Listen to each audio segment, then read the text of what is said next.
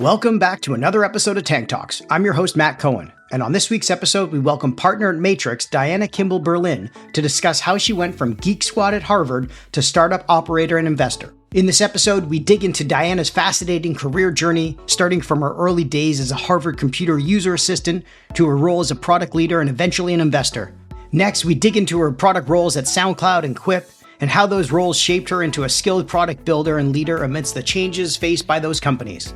We also unravel the story behind her acclaimed podcast, Should We?, and why she eventually ventured into the world of venture capital and joined storied VC fund Matrix.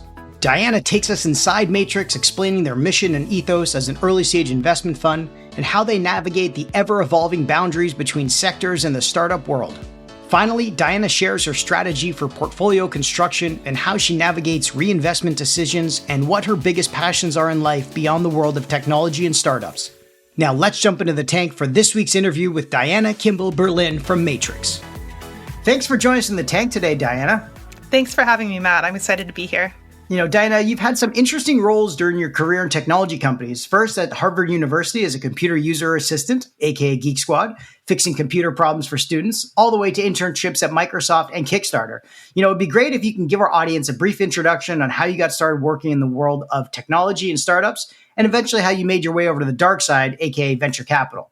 Yeah, sure. So happy to be here. And it's a long, winding road. I started my career in a funny way because I was actually a liberal arts major in college. So, I studied history, had a minor in visual and environmental studies, which at Harvard is like the art major, basically. Then also studied Russian. So nothing to do with computers, but my dad's a professor of econ. And so I always grew up thinking I would be a professor one day. I just assumed I like school. Why not stay in school forever? And then halfway through college, I kind of looked around and was like, wait a second, I've made a critical error here. The history PhDs around me who are TAing my sections don't seem very happy. So, something about my future path, if I maintain the status quo, is it needs to be questioned. So I ended up thinking, okay, maybe being a history professor is the only thing I can be happy doing, but I should test that assumption before I commit my life to it. So I decided to see, if there's one other thing I love, what would it be? And I loved history. I loved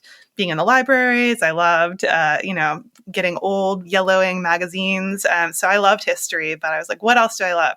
I love computers, but I'd never taken a computer science class. I grew up kind of in the AOL Instant Messenger days, so that's how I learned to type really fast. And I was kind of an early internet user back in the dial-up days. So I had a big affinity for computers, but had never studied it. And so I just thought, maybe I can get a job in tech, maybe I can't, but I should try. So my junior year, I shifted all my extracurriculars over to being tech related. So I, got a job as a computer user assistant, as you noted. That was funny because I didn't actually know how to fix computers. So I was actually just learning as I went and Googling stuff to try to figure it out. But I love being paid to learn, and I'm paid to learn to this day. So I feel like that was a good strategy actually for me.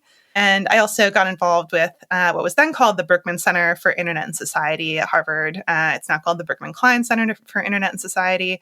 I ended up co-founding a conference called ROFLCon, which was, as far as we know, the first internet culture conference. Lots of fun stuff there. Did manage to find my way into tech, broke into tech as a product manager, working at Microsoft for an internship. And then post-grad, I joined the PowerPoint team as a PM full-time, kind of went from there. But never looked back. But I feel like I'm able to express more of that professor instinct now as a VC. Yeah, still getting paid to learn, exactly. But, as you mentioned, you were focusing on 20th century U.S. history at Harvard. And before that, or before doing your MBA, you also studied Russian at Middlebury College. How did those times in your life, change the way you think about business and technology, given that history doesn't repeat itself, but it definitely rhymes a lot, as everyone says. So how did studying history, and especially Russian, history and whatever the language, impact your views of business and technology as you move forward in your career? Well, I'm the biggest fan of the liberal arts. And actually, to this day, I will hunt down PMs with liberal arts backgrounds. I organize events for them here in San Francisco. And if that's you, I definitely want to hear from you. There's not that many of us, but there's more than when I started out in tech. So it's just such a way to enrich your life and enrich your perspective. And concretely, all the things you mentioned from my background, the biggest way that influences me is that I feel like I focus equally on the past and the future. And so whenever I'm thinking about the future, as I do every day in VC, I try to ask myself, surely this has happened before. Surely there's something relevant in the past I can go back and look at. And I have this phrase for myself, when in doubt, read your way out. Like, I love reading. And so I will always, try to figure out, okay, I have this interest. Like recently I got interested in anime. I'm not an anime fan, but I was like, oh, anime is really important for the coming wave of AI companions. It's a big kind of touchstone for a lot of what's going on there with character AI and things like that. Let me read about it. I can't become an anime fan overnight, but I can become a student of anime fandom. And so I found a book called Otaku that was about, anime fandom, and I was set, And so I feel like that's a big mechanism in my mind is whenever there's something I'm interested about for the future, I actually make a project out of going back and researching the past. I love that. When in doubt, read your way out. I mean, I feel like it could be when in doubt, ChatGPT your way out of it, but for new age kids growing out of school. But it's interesting that you always want to try to be at least surface level on anything you encounter. And then if you find something really interesting, you'll dig deeper vertically on that. But you obviously broke into tech, and your two biggest roles were in product. We're at Soundcloud in Berlin and Quip in San Francisco. How did those two product roles help make you a better product builder and leader? And given all the changes that those companies faced during your time there, obviously SoundCloud being really early before the Spotifys of the world, and then Quip, what was that type of transition like as well for you? Yeah, for sure. Well, it's super interesting because actually SoundCloud wasn't really pre-Spotify. SoundCloud and Spotify both grew up in Europe simultaneously. And similarly with Quip and Notion, actually. Quip was this product that had a lot in common with Notion, and both grew up at the same time, also with Slack. Like all of that was happening concurrently. And so I think that it's easy to go back in time and think about, this one was before, or this one was after. But actually, when you look at the timelines, there's a lot of kind of simultaneous invention. And actually, one of the coolest things is going back and connecting with people who were early at Spotify or early at Notion and thinking about what were you experiencing back then? The past has become the present. So there's no kind of competition about the past now. So what can we learn from each other? But yeah, in terms of those two product roles at SoundCloud and Quip, I moved to Germany in 2013 to join SoundCloud when it was about 200 people, growing to 300 in the time I was there. That's actually where my last name is from. So my now husband and I had been long distance while I was in business school. We moved together to Germany. And when we got married, we decided we wanted to share a last name, but he didn't want mine. I didn't want his. We chose Berlin. Because of our shared time there working at SoundCloud. So big touchstone in my life, amazing experience to live and work abroad. And that's probably the biggest influence that time had on me is just broadening my perspective. And I recently invested in an AI startup in Germany. So it's great to have a way to be back there. It's called Meshcapade. Wow, that's really cool. What was the culture like between Berlin startup scene and obviously San Francisco? I've always wondered. Well, Berlin had, and I think still has to this day, but I've got to get back there soon, really more of an upstart vibe because it's not the world capital of startups. I think it's easy to get complacent when you're in the world capital of something. And it's really cool to be in a place that's trying to make its mark and everybody's working together to do that. That was very much the vibe in Berlin in 2013 through 2015 when I was there. And I hear that it's very similar today. The startup scene is very tight knit and everyone is kind of in it together. You'd asked about how that time influenced the way I look at product. SoundCloud is this incredible example of a very lasting, maybe not the most profitable business in the world, but a very lasting platform. And I worked specifically on monetization and then also the home experience for the SoundCloud app. When you're working on a dominant mobile experience and you're working on the home experience of that app, it's very high stakes because in consumer apps, people, if they don't like it, they will not use it. In B2B, if people don't like it, maybe they'll use it, maybe they won't use it, maybe someone tells them they have to use it. There's kind of more ways to win.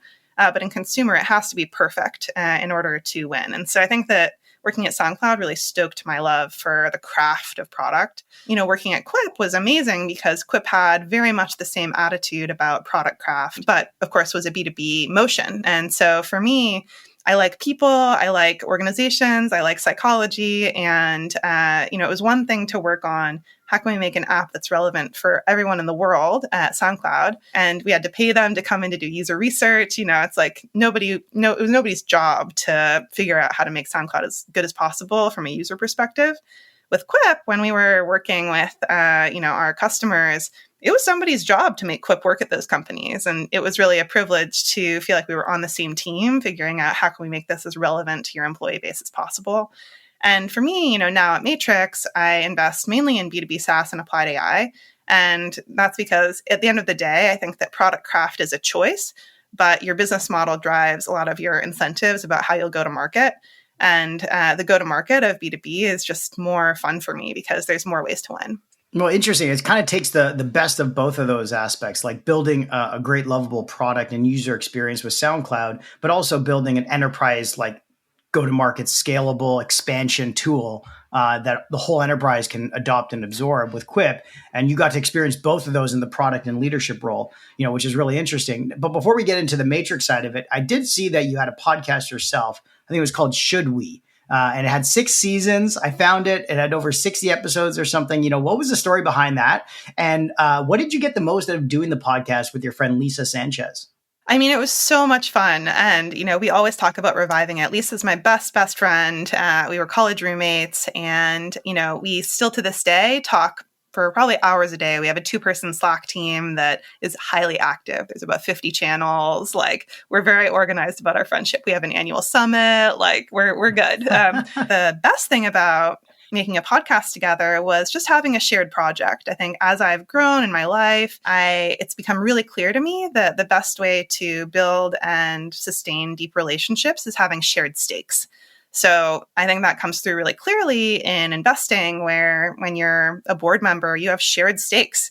Your career is on the line as an investor. This company does well, it boosts your career, it provides returns to LPs. If it goes poorly, then you're on the line as well. And of course, for the founders, they're all in. And so having that shared stake is an opportunity to spend more time together, trying to make cool things happen with people you care about. And there's just nothing better in life. Making Should We with Lisa was a chance to do that as a side hustle, as a hobby. And, at one point we did actually a big live event that was awesome with probably 50, 60 people in the audience, and got to meet a bunch of our fans. And we did a Kickstarter project at one point that raised a bunch of money to kind of make a highly produced season and work on the brand. Like, it was an awesome, sensitive project that we still both call back to as a touchstone.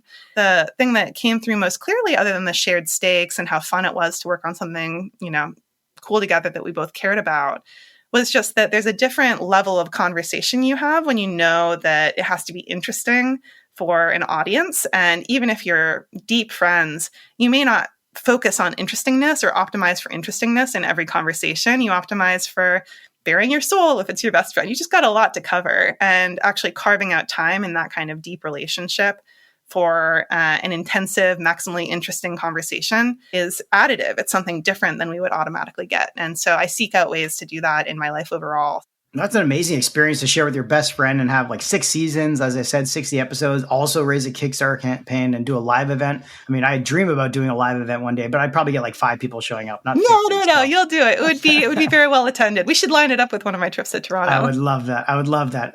Well, obviously that was a part of your time that you learned from your experience at SoundCloud, but let's jump into your time working as a venture capitalist. So you made the transition from product leader at Quip and SoundCloud to becoming a venture capitalist. What led you to make that transition, and maybe give us our audience a brief background on who Matrix is and how you ended up landing there at such an amazing firm. Let's go back in time to the middle of 2020, very odd year. It was deep pandemic times. The pandemic, as we know, would go on to last for quite a bit longer, but that was the deepest and the worst of it. I was just about to go on maternity leave with my second kid. So I have 2 young kids. They're now 3 and 4.5. But at the time I was, about to give birth to my second.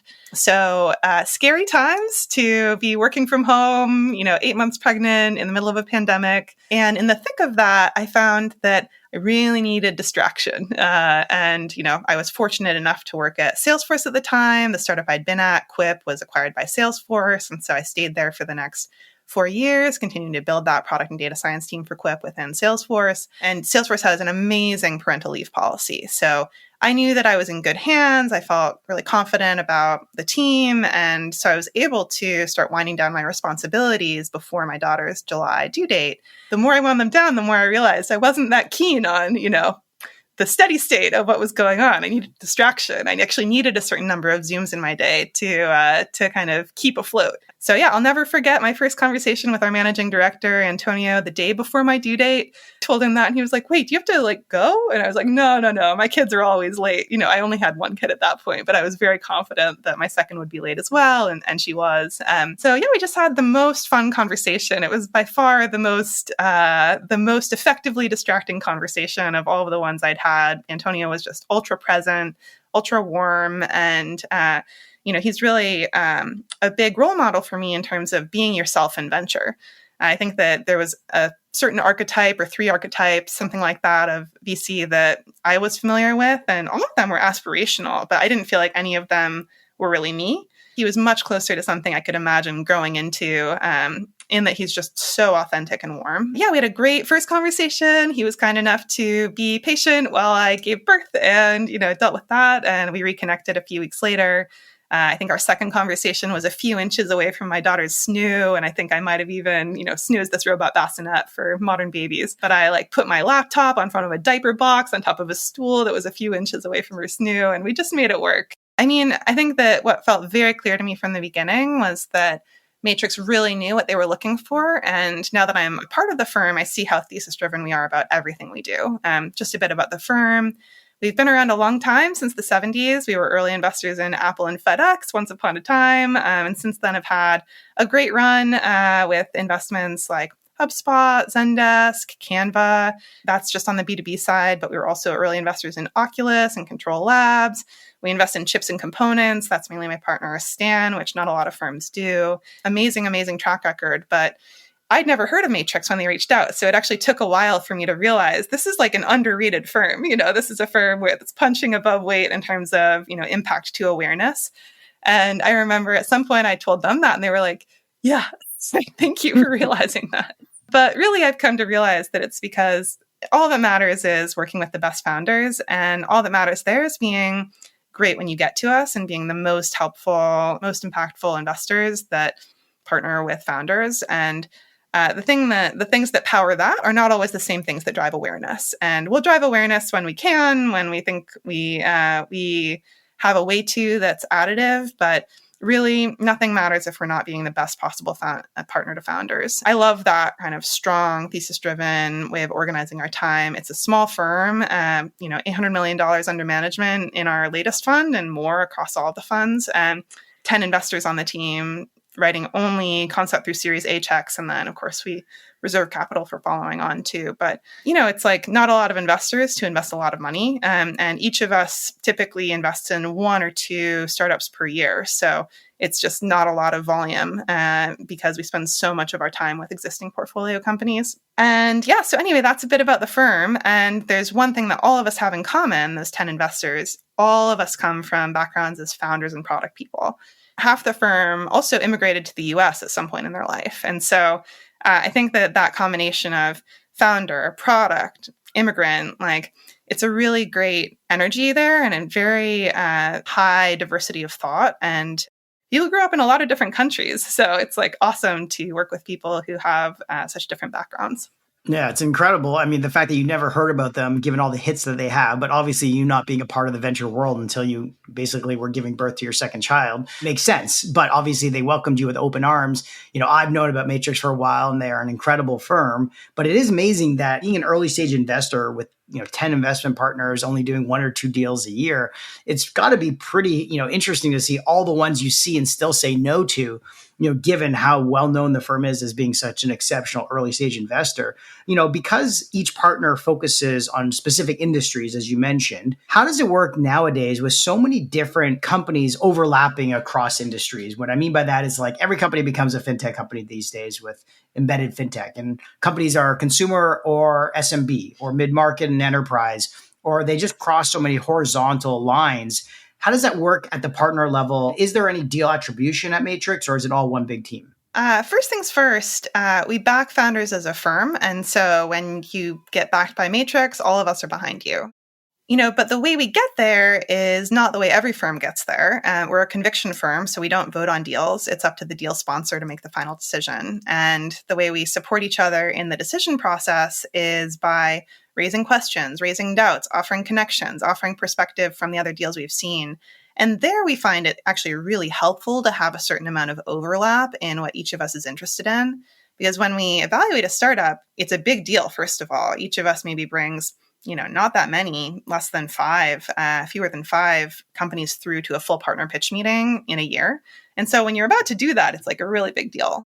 And so it feels high stakes. It feels important. You want all the perspective you can get. Thinking about deal attribution, my career is dependent on doing great deals and helping those founders as much as possible. I get the privilege of doing what I do as long as I'm still on a path to doing great deals and helping those founders as much as possible. If I did great deals and then didn't help those founders at all, I would be out. If I do not great deals and help them as much as possible, maybe I live to see another day.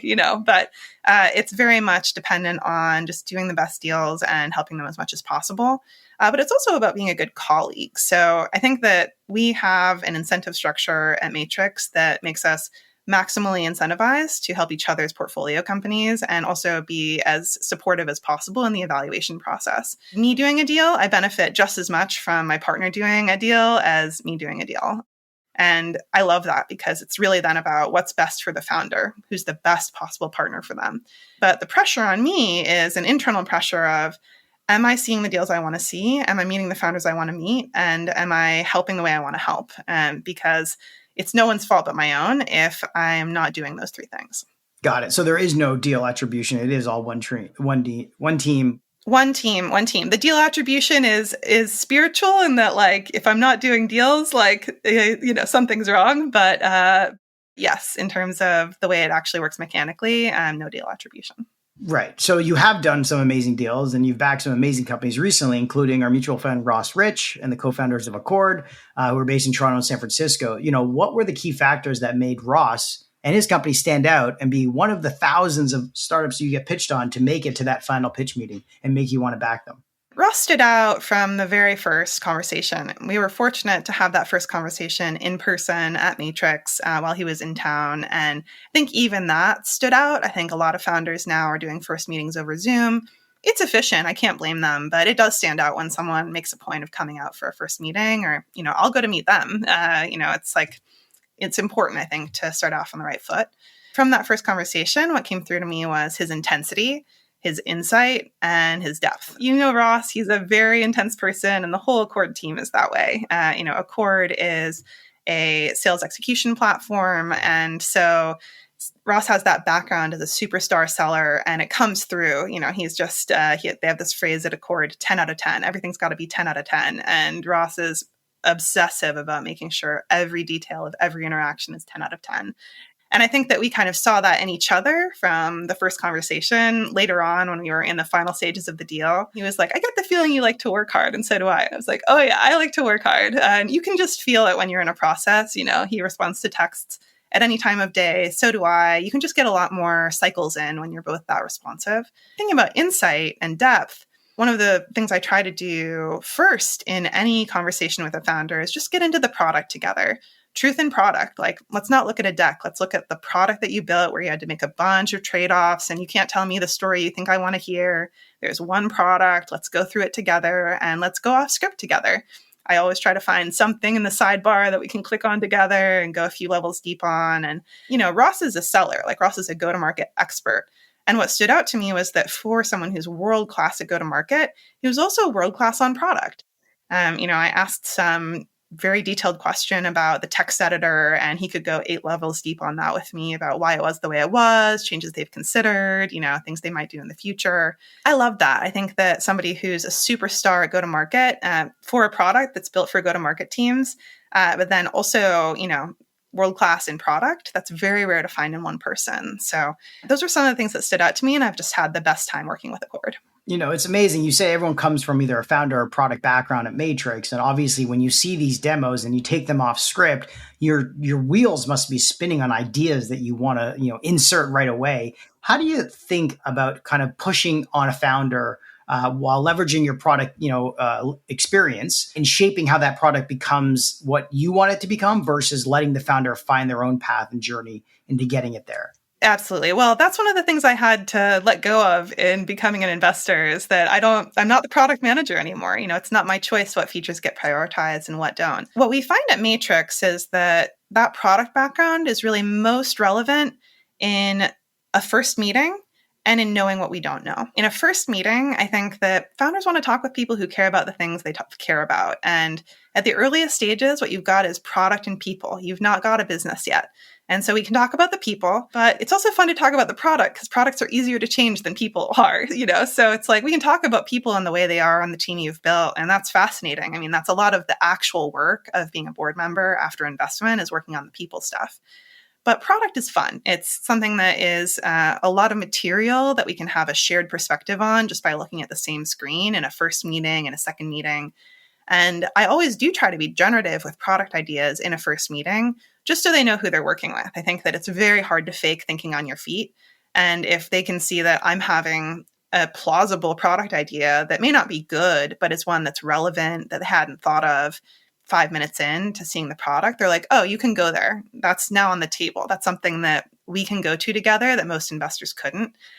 And then how it actually ends up going is that it's very rare we circle back to that because really I wouldn't be backing them if I didn't think they had better product ideas than I do. And so I'll bring it up when I see an opportunity. I'll play with the product. I become users of the products I back. Like we'll go there. But really most of the time, the gate to success is organizing your people to build the best product possible, not my product ideas, whether they're cool or not.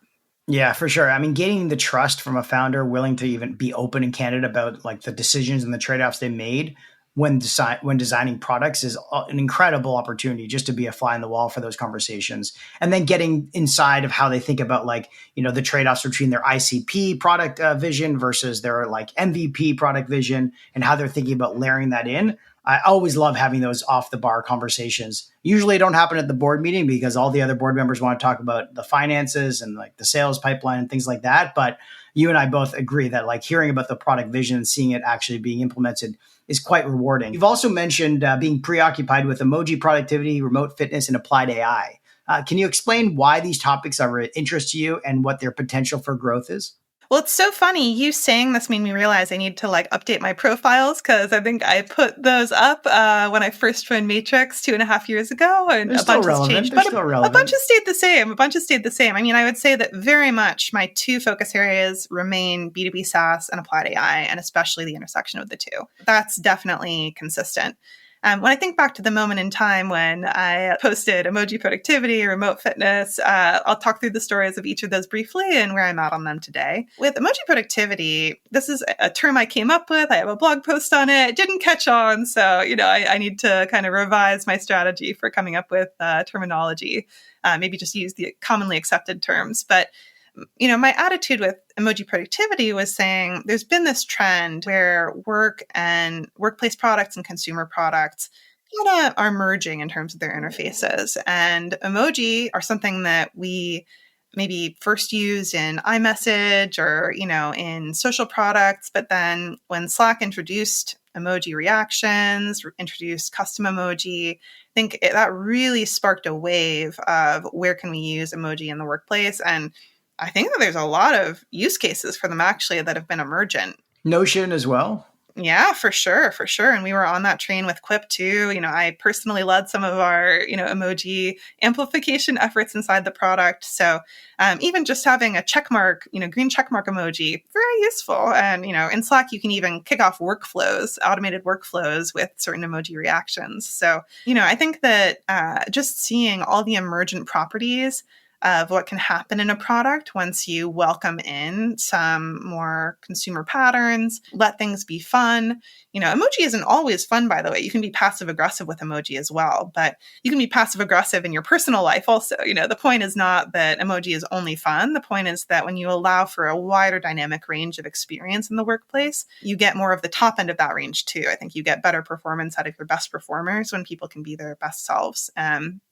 and their full selves. So emoji, was my kind. I actually ran an exercise where I worked with a virtual assistant to just scan through like 200 B2B SaaS websites and see which of them had emoji on them, just to try to figure out whether this was kind of like a bat signal that I could use to reach out to certain startups.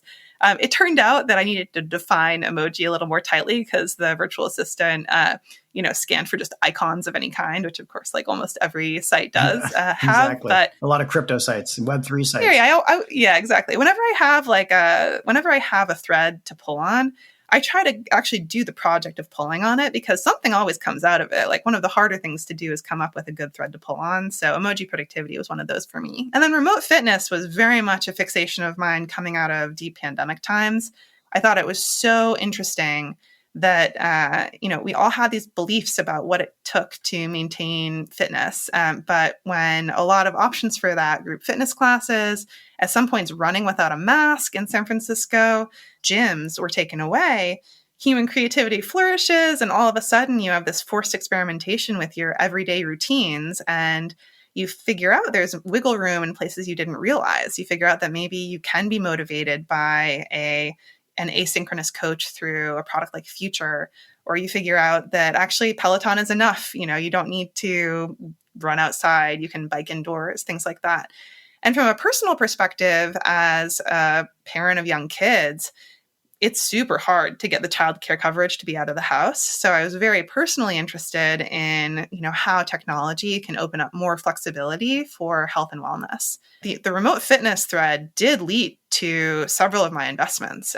So one of the first deals I did, the seed round I led in a company called Infinity AI, their first major product was synthetic data for computer vision for remote fitness applications specifically. So it's not exactly like purely causal because I'd met the Infinity team before they even started the company, before I got obsessed with remote fitness. So I kind of got obsessed with remote fitness because of them. And then I eventually got to invest in them. But hey, it all kind of dovetailed in the end. And then Infinity introduced me to my latest seed deal in this startup called Meshcapade, which is building foundation models for 3D human representation, which is also very relevant for all kinds of perception tasks related to pose estimation and how humans move, which is relevant for remote fitness too. So there's never any research or time spent that's wasted. And that's one of the coolest things about this work. And one of the most meaningful things about the life I get to lead now is that I really feel every day that everything I've ever done adds up to something because, anytime you have a fascination, it eventually comes back around and you get to do something with it.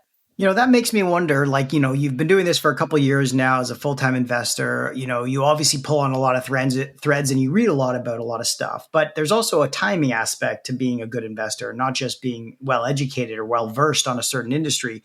How are you staying up to date on the latest trends and innovations, but also being quick enough to pull the trigger to know that you're not actually jumping in a little too late after the initial wave has already started? Well, at Matrix, we try to be sort of trend agnostic. So I would say that following trends is an anti-pattern at Matrix. And sometimes it just lines up that something we are intrinsically interested in is also trendy. And we're more frustrated than excited about that, because it adds to the competition. It adds to the volume. It makes things harder to sift through, but that's fine. That's the job. Thinking specifically there of generative AI inside B2B SaaS applications, super interesting to me. I've been writing about that for a long time. Also interesting to every other investor in the market. So actually something I have to challenge myself on is when something is an enduring interest, not leaning out from it just because it became trendy. That's more my inclination and probably more the Matrix inclination because, there's a few good startups born every year and it doesn't matter if it was trendy or not. That's coincidental. What matters is if it's the best startup of the year and you shouldn't miss those. You shouldn't miss those outliers. Talking about power law, you shouldn't miss those outliers just because it was trendy. Right. So maybe how do you interpret power law then? Like if you're saying you see it all, how do you interpret that power law? Yeah, well, we don't see it all. I mean, I think that's one of the trade-offs of Matrix is that with 10 investors, we see what we see, but we definitely don't see it all. And I feel paranoid about that. I wish I could see it all. Knowing that I can't see it all, what's most important is that I am really good when you get to me, which is actually like a sleep thing on some level. I need to get enough sleep so that I have the presence to be good when you get to me. And then I really need to focus on, I can't back a founder I haven't met. So every week I need to be meeting new future founders, new current founders. Like it's a wasted week if I didn't meet 10 to 20 new founders. Mm-hmm. You are constantly meeting high potential founders and you're good when people get to you. Your throughput should be good. You should be able to stand out from their other conversations because you put in more work to the first conversation. You're more present. You ask better questions. So thinking about power law, the way this relates to power law is that what really matters in a year is backing one of the 5 best startups of the year. And those won't be known for many, many, many years. So you need to figure out proxies in the meantime, such as following the thread of, the people you think are excellent, who do they respect? I do a lot of community events, small group events, because those are my favorite events, just to try to, I always say, bring a friend. It's like a dinner, 6 to 8 person dinner. I invite 2 people, each of them brings a friend. We all meet someone new. It's a wonderful use of 3 hours. Really just being focused on, I cannot win by seeing everything because I cannot see everything. That's not our firm design. We're not designed to have full coverage. What I can do is follow threads obsessively and get to the bottom of them, get to the fullest extent of all of these, interconnections, personal interconnections, topical interconnections, and also really think about where things are going. What are the 5th order implications of a technological change? How can I be thinking ahead on those? How can I use the study of history and the future to give me an insight that someone else might not have? And maybe the insight is wrong, but it leads to a deeper conversation because at least I've thought about it with my own brain. So yeah, I think it's very grounding to say, on the one hand, complete lack of control. I can't control which startups get started, and I can't control seeing every startup in the year. I just can't do it. What I can control is identifying threads, interpersonal and topic-wise, that I find interesting and obsessively following them through to the furthest extent. Yeah, it also always comes back to history, it sounds like, for you, learning from history. But like you say, you try to see 10 to 20 companies a week, but obviously you're also valuing how much of those make it through to the due diligence or deeper dive stage. Are you looking at your numbers in your CRM every month and just questioning if you had a good month or a bad month, or not really? You're just anecdotally saying, I need to make more use of my time by meeting more founders and doing more dinners. Or are you qualitative with that? I'm very metrics driven about it. But I think it's kind of weird to talk about because it can make it sound more mechanistic or less human. For me, I'm an introvert. So I actually need to push myself to meet more people. And the way for me to do that is by making it a project. And any project looks kind of metrics driven. It's like if I were a super extrovert, maybe I could just do it intuitively, but I'm not. So I need to push myself, and projects help with that. I've become more and more metrics driven over time, just because I've realized that it affects my day-to-day work when I make time for those reflection exercises. So every month I reflect on every meeting I had in the month, and I use that to make a more qualitative, more and less decision. Here's what I'm going to do less of next month. Here's what I'm going to do more of this month. Beyond that, it's hard to be very rigorous because you have to be open to serendipity. And if you overschedule yourself with some project, you're going to regret it because the best opportunities usually come out of the blue through someone you trust, where you hear about it early, you couldn't plan on it. And so I have to maintain a certain amount of capacity for that. And of course, for spending half my time with existing portfolio companies. I mean, that's an ongoing commitment as well. And that's a big part of the Matrix way. But that kind of metrics-driven reflection is for me a chance to really get real about what I did this month, how it went, how it felt, and what I want to do more of next month and what I want to do less of. And the more of often flows into what do I want to write about? What are the beacons I want to put out there that will draw interesting conversations to me?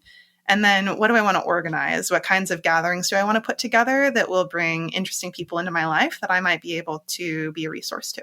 Yeah, for sure. I think you got to have a bit of the, spontaneity, availability for everything that comes your way, but also being metrics driven. For us at Ripple, we become very metrics driven. Every month we look at our CRM and we don't necessarily care about the total number of companies we see, even though that continues to get bigger. We saw 10,000 companies last year as a pre-seed investor. What we care about is the throughput. how many of the leads that are coming in are making it into qualified leads for us to actually spend time getting to know? And then how many of those are we at the right time, at the right spot for us to go deep and do an actual, potential investment with? That's what we care about increasing on, because it allows us to hone in how much valuable time we're spending on the best quality leads. And so we use our Affinity CRM to produce those kind of reports for us. Absolutely. Yeah, we use Affinity as well. I think maybe the thing that is true at Matrix is that because it's 1 or 2 deals per partner per year, if I take that reflection exercise and my takeaway from it is just get better and better at the basics, it's going to be a missed opportunity because the best deals come from doing really weird stuff, So like I shouldn't be better and better and better at the basics. It's nice to be good at the basics. I try really hard to be good at the basics, but I always try to remind myself, optimize for outlier outcomes. Like you're not going to get to the best deals by just doing all the normal stuff well. You're going to get to the best deals by being one of a kind, and you have to invest time in being one of a kind. It just doesn't just happen. Yeah. And speaking of time, your time is not just focused on finding the next founders to back, but it's also supporting your existing portfolio investments, and those investments are obviously going through a lot of changes right now with the market. So, what are some of the biggest challenges and opportunities you're seeing today with your companies? And how are you advising them to make it through this market to eventually get to that either later stage VC funding round or some other type of event, given how much changes happen at the Series A and beyond stage? Well, the biggest drum I've been beating is what hasn't changed. What hasn't changed is that a seed, a concept, a Series A stage company it's always them against the world. It's always an outlier event for them to make it through to the next round. And that doesn't change with the market. It was always going to be hard, and it's still going to be hard. You can't get over influenced by seeing the struggles of a Series C company and trying to apply those to where you're at, because they've de-risked a lot and now they're working on optimizing things. Your biggest risk is still that you're not going to be relevant at all. You're not going to find product market fit. And so it's a big mistake to underinvest in the actions that will lead to discovering product market fit just because you see other people tightening their belts. That said, I think that a very useful characteristic of the current market is that it's brought back the perspective of trade-offs, where, if there's infinite money available and you feel like it's going to be easy to raise the next round, the trade-offs are a lot less clear and visible to, what you're sacrificing today in order to get more money in, or what you're sacrificing today, what's the opportunity cost of that incremental hire. And as the daughter of an economist, I love having trade-offs front and center because there's always a cost. There's always a cost. And sometimes it's a monetary cost and an opportunity cost at once. And being able to have candid, raw conversations about that, where nobody's in la la land about, this is a trade-off free decision. Every decision has trade-offs, and those are very present in all my conversations with founders right now. I love that point. I think that is so true that we forgot about those trade-off conversations, the opportunity, monetary, or some other growth opportunity conversation, because there was so much money going in that the trade-offs were just like, oh, it's okay. We still have more money to try that again if it doesn't work out. But now there's real economic decisions that have to be made. So how are you helping first-time founders who've never really been confronted with these types of trade-offs think about them and make sure they understand the actual processes they should do if they've made mistakes in the past, how to learn from them so that when they have to make those trade-off decisions in the future, they're much more prepared for them? Yeah. So working with first-time founders, I think there's always 2 levels, and it's actually very meta because it's the same 2 levels that I have as a relatively new investor. The 2 levels are get the basics right and don't lose your edge. That there's often a trade-off between getting the basics right and trying to almost play startup or play investor, like do all the behaviors or activities that you think add up to being a startup or being an investor, and then taking away time from whatever is your edge. One of the roles I play with the startups I back and join the boards of is just being the drumbeat of reminding them what their edge is. Ross, I'm constantly reminding him that he's a world-class go-to-market mind. And, that is the solution to a lot of problems. It's like that should always be on the table as a solution that's within reach because it's a superpower of his. With some of my other startups, their edge is making something work in practice that should work in theory, but rarely does. And, there's lots of things that add up to that. But when you've got a track record of like people said it could be done, but then no one else somehow did it and you did, that's a track record that you can build on. And so I think that I have to, when I back a first-time founder, make sure that we run through all the basics just so that all the unknown unknowns are in the air. Because when we back a company at concept or at seed, maybe they didn't go through, a startup boot camp or something where somebody told them all the basics. And so I just want to make sure that's in the air, on the table, that there's, nothing that we're skipping over. But we actually try to move through that pretty quickly. And the best founders are very fast at self-educating once they identify a gap. And that stuff, it's like the basics, there's best practices for. But finding your edge, sustaining your edge, honing your edge, these are things that are very personal. And that's the thing that I try to spend the most time on with founders. So how do you think about reinvestment decisions at Matrix? What circumstances do you do the investment for follow-on, and when do you decide against it? Definitely case by case, but I think that the thing that may be different about Matrix versus most firms is, we're early stage focused, and our edge is understanding people and understanding product. For us, if we feel like there's been a bunch of progress that's not crystallized into market visible signals, then that's something that we want to support, because eventually that progress is going to crystallize into success. But if we have an inside view of that, because we see that they're doing all the things that should lead to success, that really encourages us to want to double down. There's two parts to that, of course. There's actually making the progress, and nothing happens without that. You can't fake progress. Progress is something that you're either making or you're not.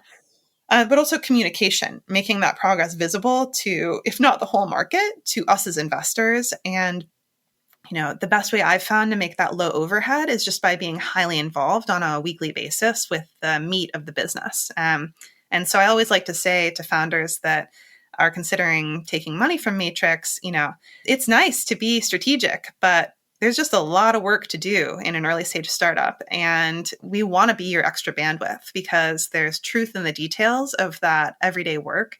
And you'll know the right strategy if you're deeply involved in the details. There's not enough time in the world, and we would never wish to micromanage a founder that we are backing because we think they have a unique insight and they're the best person in the world to pursue it.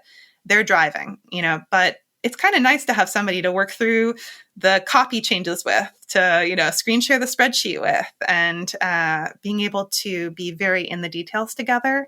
And somebody who is willing to go there is a big part of the work we do. Yeah. So when you say the communications and getting involved, it really means like having you as an extra co-founder, for those kind of conversations. Yeah. We say the same thing at Ripple. It's very important. We don't like to be called out of the blue at a quarter end and say, hey, we need to do a bridge round. And it's like, wait, we've been scheduling these bi-weeklies for the last 6 months. How come this is only being brought up now? No surprises for sure. I got to ask you, on a fun side note, what's your biggest passion in life outside of work? You've got 2 young kids.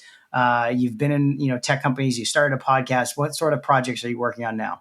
So I love Lego, and this is a late breaking obsession. I was not a Lego kid, but it was my pandemic hobby, and I'm still very into it. My only limit is space, so I'm running out of space for these sets. But what's the latest and greatest that you've built? The biggest ones? Oh, well, so our managing director is also really into Lego, so he sends me a set every year for the holidays, and I send him a present too. And so the latest one that I built from him was the baby blue Vespa, which is beautiful and sits on my desk at work. Oh, wow. But Lego's just an amazing company. I mean, I've looked into the history of it, of course, a fair amount, and they just put so much thought into experience design, but it's experience design that once they send you the box, it's kind of out of their hands. And so I think that there's a lot to be learned from experiencing those designed sets in terms of how we can build software that has the impact we intend. That's really cool. Yeah, I've got some friends who are really obsessed with it. That makes me think like the Acquired guys should do an episode on Lego. That would be a really good one. Yes, please. Yeah, let's start the campaign. Yeah. Let's tweet that out and tell them they got to do one, because Lego would be a really cool, interesting one for them to do. All right, before we wrap things up, we always ask our guests for their fast favorites. So first off, your favorite podcast. So my favorite podcast is Deep Questions with Cal Newport. What's that about? So useful to, he's like the deep work guy. So it's just a constant reminder to me to make space to think. Fantastic. Next is your favorite newsletter or blog? Hello Metaverse with Annie Zhang and Elena Masi. Nice. Next is your favorite tech gadget. This is a new one, and it's a very easy one. It's the Anker 737 power bank. It's a portable battery that can power MacBooks. And this is like the payoff of the USB-C transition that was until now not fully realized in my life. But I just ordered one, and I've used it already a bunch of times. It's just amazing to have power with you on the go and not be reliant on power outlets. And is that because you're on the go with places that you just don't want to plug into? Or is it just you want to always have the power running in case you're just too lazy to plug it in? It's a psychological thing. Like, I need to know that I'm not going to be blocked by lack of power. Yeah, because then it stops you from bringing the laptop in the first place. Like sometimes I'll carry my laptop and my iPad because the iPad's the backup in case my power goes down on my laptop. Exactly. I should look into that one. Okay, favorite new trend. So retro apps in general, especially retro itself. Retro is kind of like the new retro Instagram, Back to the Future kind of thing. And I just love it. I mean, probably because I'm a millennial, but all my friends from the early days of Instagram are on that thing right now. And I'm having so much fun posting and seeing, pics of people's real lives. It's kind of been lost in the... Wait, sorry, Instagram is retro? So there's a new app built by former Instagram employees called Retro. Oh my God. Which is a photo app that is just beautiful experience design and really thoughtful touches that make it rewarding to post I'll daily. Check it out. It's like bourbon, but like actual Exactly. Okay, cool. Mm-hmm. Favorite book? So lots, but the one I'm most into right now is called The Age of M. So it's a very strange book by an economist named Robin Hanson, where he goes through the 10 implications of autonomous, basically uploading our brains to the cloud one day. And it's so sci-fi, but there's no plot line. It's like an encyclopedia of the future based on just applying basic econ assumptions to this one premise of uploading our brains to the cloud. It had been recommended to me a lot. It took me a long time to get into it because weirdly, the last time I checked, it wasn't available for Kindle. It's only available on paper, which is sort of ironic. But I finally committed and I'm about halfway through and it's blowing my mind. And I wish I'd started sooner. Wow. I'm sure they're going to make that into a movie one day for sure. And last but not least, your favorite life lesson. So I mentioned this at least once today, but optimize for outlier outcomes. I think that, all that matters in life is health, family, and the most interesting thing that you do. And you'll get there not by doing all the basics right religiously, but by organizing your time in an unusual way for long periods of time. Parallel and kind of contradictory lesson, which is that the basic stuff is the advanced stuff. It's so hard to get family and health and fitness dialed in. And it took me a long time to even approximate that. And I'm still working on it. I'll forever be working on it. But you can't get lost in just the kind of turning the crank on doing all the basics right. You've got to make time to reach for outlier outcomes. Really good advice. And thanks so much for joining us in the tank today with Diana Kimball Berlin from Matrix. Thanks so much. Thanks for listening to another episode of Tank Talks. To learn more about this episode, be sure to go to Apple Podcast or Spotify to find more detailed notes on this episode or to check out previous episodes. Also, if you enjoyed this episode, please leave us a review and a rating as it helps us out a lot. And hit that subscribe button so you can get notified when new episodes come out. Finally, make sure to give me a follow on Twitter @MattyBCohen or @Tank Talk Podcast to stay up to date on new episodes or to be a guest on our show. Till next time,